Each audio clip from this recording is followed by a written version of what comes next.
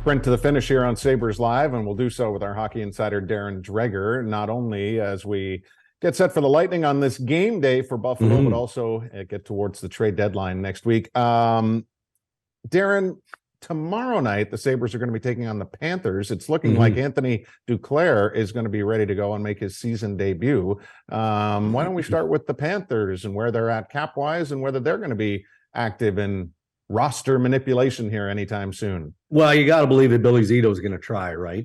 As far as the cap, I mean, they're like so many others. They're battling, they're wrestling with it on a day-by-day basis.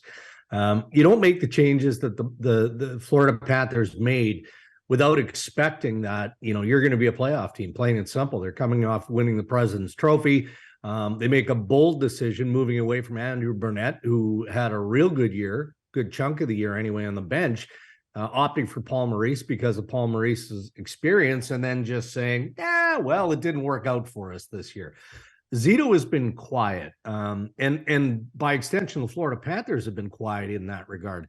So I feel like he wants to do something. How significant?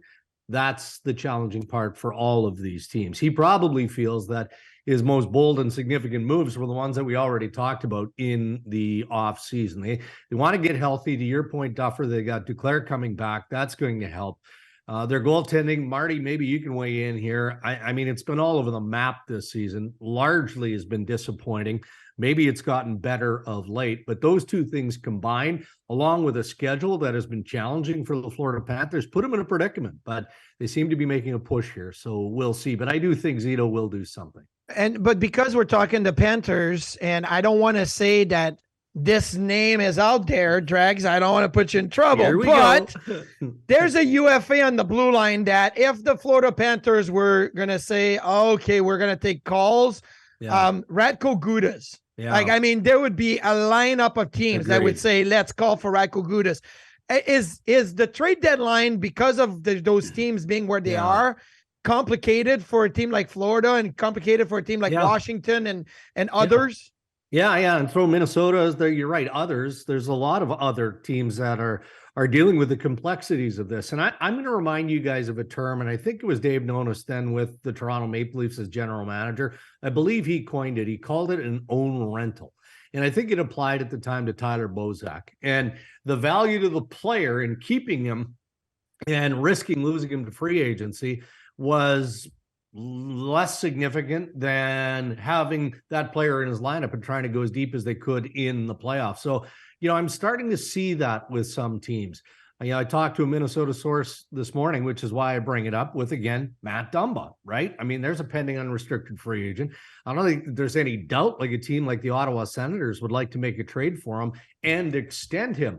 But Minnesota's right there. They're in the mix. So how do you move out Dumba unless you're getting something that is equal in value coming back? That might be a separate trade with another team. I don't know, but that kind of applies to Radko Gudas for me. I've been asked about him a lot because, as you just said, Marty, you can envision Radko Gudas and what he might do for a lot of different teams, right? I mean, the Edmonton Oilers keep circling the wagons, looking for some experience on the back end.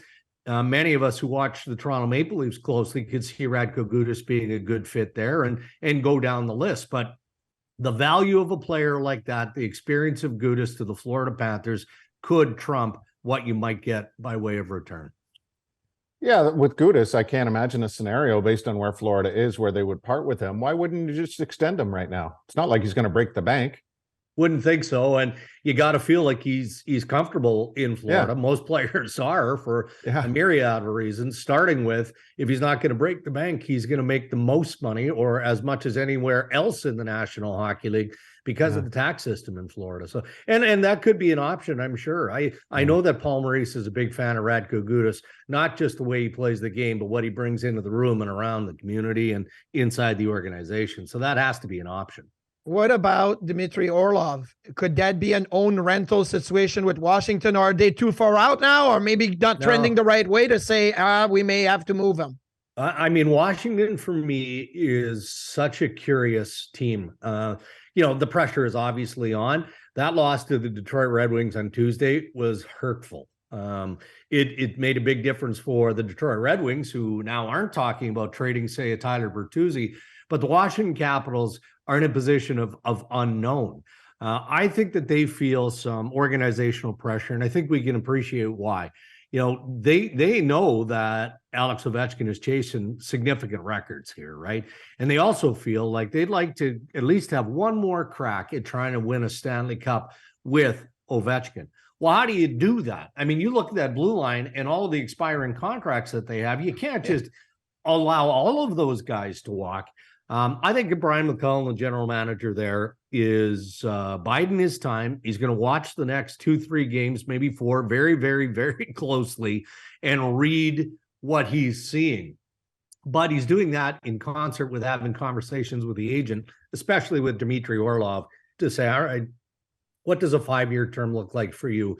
What does a 6-year term look like for you? So I feel like I'd be a bit more surprised if Orlov hits the market or is moved because of what I said earlier, and the fact that the Caps don't want to go through a renovation. They want to go through a transition, move out some of those contracts, not all of them. They are a fascinating team They are right now. I can't imagine them moving one of the defensemen because of everything you just said. Everybody's expiring except for the one guy who's not playing. And they are dying without John Carlson. Yeah. His loss has been massive for them. And so then that impacts, you know, how many more kicks at it do you get with Ovechkin, with Backstrom? And honestly, Dregs, when the Capitals did make some moves recently by extending Sonny Milano and extending Dylan Strome, do you know where my curiosity went? My curiosity went, is Nick Backstrom okay? Yeah. Is he not coming through this as well as they would hope? It's a tough hip surgery, you know, so they wanted to make sure they had some of the other pieces in place, knowing that they were going to have to invest so heavily in the blue line when this comes around in the off season. And then there's so much swirling around that organization, Duffer. You're bang on there. You know, I don't like randomly throwing out names because, as Marty joked about earlier, I mean, it kind of gets us in trouble. And I also, out of respect to the player, I don't like doing this because then he's got to answer about it. But, you know, a piece like TJ Oshie, as an example, you know, could he be someone, especially if the Washington Capitals make that call that they're not going to make the playoffs, or they've got to recoup something because they do have to reinvest in that blue line? Could he be a player in play? I mean, I had a team legitimately ask me that question because they think that he could be, depending on what happens here in the next few games with the Capitals. So must watch for guys like me in the insider business. Likewise, for the St. Louis Blues, who we've already seen make some pretty significant deals. We know that they're in on Timo Meier.